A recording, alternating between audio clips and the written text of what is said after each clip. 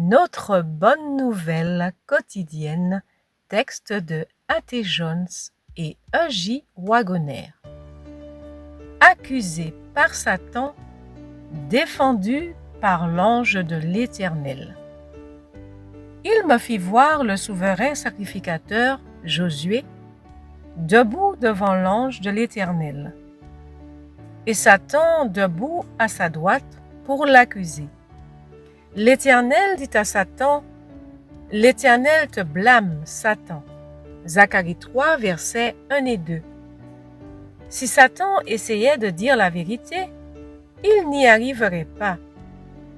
Et si vos péchés n'avaient pas été remis, il ne les montrerait pas, car il aurait peur que vous ne les confessiez et qu'ils ne soient remis. Mais quelqu'un dira, « Je ne sais pas qui c'est. Peut-être que c'est Satan, mais peut-être que c'est Dieu. » Non, Dieu est celui qui justifie. Romains 8, verset 33.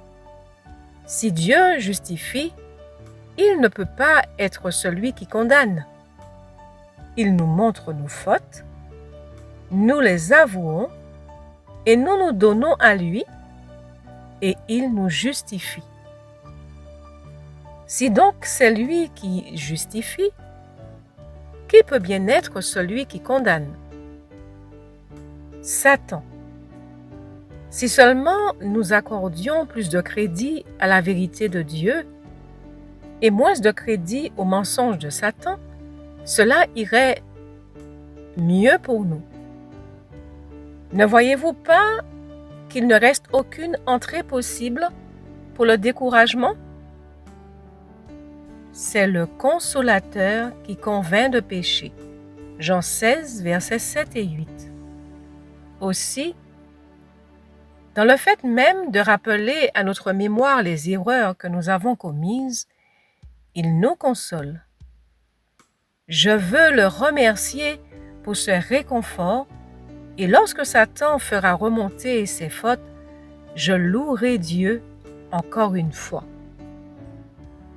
Nous entendons souvent dire « Si seulement je peux passer de l'autre côté des portes du paradis, cela me suffit. » Je suis tellement reconnaissant de ce que nous ne devons pas y entrer, comme si nous devions nous excuser de nous trouver là. L'entrée dans le royaume éternel de notre Seigneur et Sauveur Jésus-Christ nous sera largement accordée. De Pierre 1, verset 11.